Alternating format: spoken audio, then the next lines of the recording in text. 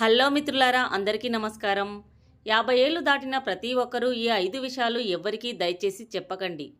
ఒకవేళ చెప్పాల్సిన పరిస్థితి వచ్చినప్పుడు ఆ విషయాలన్నీ మార్చి ఎలా చెప్పాలో ఇప్పుడు తెలుసుకుందాం.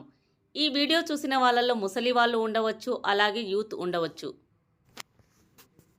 ముసలి వాళ్ళకైతే సరిగ్గా ఉపయోగపడుతుంది. అదే యూత్కైతే రాబోయే రోజుల్లో ఉపయోగపడుతుంది. ఇప్పుడున్న సొసైటీలో వయసైపోయిన పెద్దవాళ్ళు అంటే చిన్నచూపు చూస్తారు. వారిని అమాయకుల్లా, చేతగాని వారిలా చూస్తుంటారు. కాబట్టి 50 ఏళ్ళు వచ్చినా మీరు ఎవరి చేతిలో మోసపోకుండా, ఎవరిని గుడ్డిగా నమ్మకుండా ఉండాలంటే ఈ 5 విషయాలు ఎవ్వరికీ చెప్పకండి. ఆ 5 విషయాలేంటి ఈ వీడియోలో తెలుసుకుందాం. ఒకటవది, మీ ప్రాపర్టీస్. మీ యొక్క ప్రాపర్టీస్ గురించి, ఆస్తుల గురించి మీకు తెలిసిన వాళ్ళు అడగడానికి ప్రయత్నిస్తుంటారు. మీకు వయసు అయిపోయింది కదా, మీ ఆస్తి ఎవరికి ఇస్తారు, మీ యొక్క ప్రాపర్టీస్ ఎవరి మీద రాద్దామనుకుంటున్నారు అని అడుగుతుంటారు. దానికి మీరు చాలా తెలివితో సమాధానం ఇవ్వండి. మీరు వారి మాటలకు మోసపోయి నా కొడుకుకో, కోడలుకో లేదా కూతురుకో రాస్తానని చెప్పారనుకోండి. మీ సమాధానం విన్న తర్వాత వాళ్ళు మీ కుటుంబంలో చిచ్చులు పెట్టే అవకాశం ఉంటుంది. అందర్నీ నమ్మి మీరు మీ మనసులోని మాటను చెప్పేస్తే చాలా ఇబ్బందులు పడవలసి వస్తుంది. కొందరు ఇతరుల విషయాల్లో జోక్యం చేసుకొని వారి కుటుంబంలో చిచ్చులు పెట్టడానికి పుడతారేమో అన్నట్టు ఉంటారు. అలాంటి వారి చేతిలో మోసపోకండి.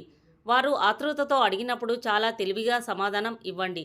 మేము ఇప్పుడు దాని గురించి ఆలోచించలేము, మాకు ఇప్పుడేం వయసైందని, సమయం వచ్చినప్పుడు ఎవరికి చెప్పాలో వాళ్ళకు చెప్తాము అని మీరు ఇలాంటి ప్రశ్నలు ఎప్పుడూ కూడా అడగకండి అని స్పష్టంగా ముఖం మీదే చెప్పండి.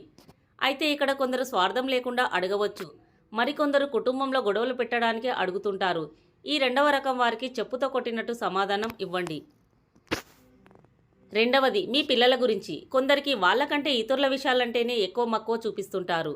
మీ పిల్లలు మిమ్మల్ని చూడడానికి ఎందుకు రారు, మీ కొడుకు మిమ్మల్ని ఎందుకు పట్టించుకోడు, మీ కోడలు మిమ్మల్ని సరిగ్గా చూసుకోదంట కదా అని వారి నోటికి వచ్చిన ప్రశ్నలన్నీ అడిగి ఇబ్బంది పెడుతుంటారు. కొందరు ఈ విషయాలను నిజమైన ఆసక్తితో అడగవచ్చు, కానీ చాలామంది మాత్రం మీకు గొడవలు పెట్టడానికి, విమర్శించడానికి, తప్పుడు అర్థాలు వెతకడానికి, మిమ్మల్ని దిగజార్చడానికి అడుగుతుంటారు. ఇలాంటి వారికి ఇలా సమాధానం ఇవ్వండి.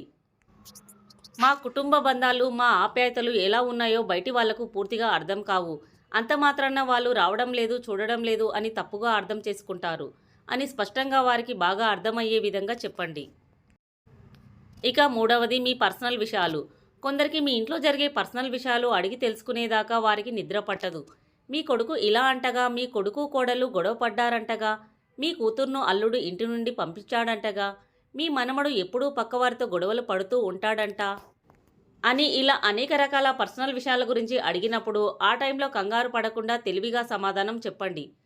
అసలు మా పర్సనల్ అడగడానికి నువ్వెవరు, మాకు చాలా ఉంటాయి, అవన్నీ మీకు చెప్పాలా, ముందు మీ ఇంట్లో ఉన్న సమస్యల గురించి తెలుసుకొని పరిష్కరించుకో.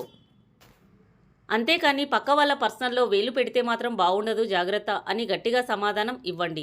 అప్పుడు కానీ మీ దగ్గరికి రారు. నాలుగవది, మీ వయసు. మీకు తెలిసిన వాళ్ళు కానీ, మీ బంధువులు కానీ, మీ స్నేహితులు కానీ ఇలా మీ వయసు ఎంత అని అడిగారనుకోండి.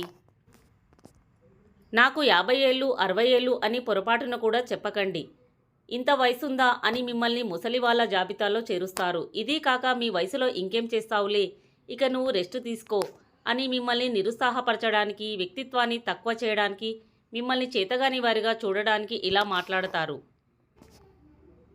అందరూ ఇలా ఉంటారని కాదు, కొందరు మాత్రం ఇలానే ఉంటారు.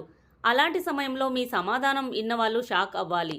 వయసు అనేది కేవలం సంఖ్య మాత్రమే. మన జీవితం మీద ఉన్న దృఢ సంకల్పం, దృక్పథం మన వయసు అని. ఏదైనా చేయడానికైనా, సాధించడానికైనా వయసు అనేది ఎప్పుడూ అడ్డురాదు, గుర్తుంచుకోండి అని స్ట్రాంగ్ సమాధానం ఇవ్వండి. ఇక ఐదవది, మీ ఆరోగ్య సమస్యలు. మీరు ఎందుకు రోజు ఆసుపత్రికి వెళ్తున్నారు, మీకేమైంది, మీకు జబ్బు వచ్చిందా అని ఇలా అడిగి ఇబ్బంది పెడుతుంటారు. అలాంటప్పుడు మీకున్న జబ్బు గురించి పొరపాటున్న వాళ్ళతో చెప్పారనుకోండి. మీ జబ్బు గురించి నలుగురికి చెప్పి అందరి దృష్టిలో మిమ్మల్ని ఓ అంటరాని వారిగా, రోగిష్టి వారిగా ముద్ర వేస్తారు. మీరు వారికి చెప్పడం వల్ల మీ జబ్బేమైనా తగ్గుతుందా చెప్పండి. కాబట్టి ఇలా అడిగిన వారికి సమాధానం మామూలుగా ఉండరాదు.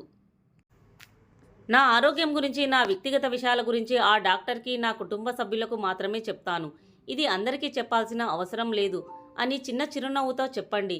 ఇలాంటి సమాధానం విన్నవాళ్ళు ఇంకోసారి మీ దగ్గరికి రావడానికి కూడా భయపడతారు. మిత్రులారా, వీడియో ఎలా అనిపించిందో ప్లీజ్ మీ అభిప్రాయాన్ని కామెంట్లో షేర్ చేయండి. అలాగే వీడియోకి ఒక లైక్ చేసి కొత్త వారైతే ఇలాంటి మరెన్నో ఇంట్రెస్టింగ్ వీడియోల కోసం మా ఛానల్ని సబ్స్క్రైబ్ చేయండి. ధన్యవాదములు.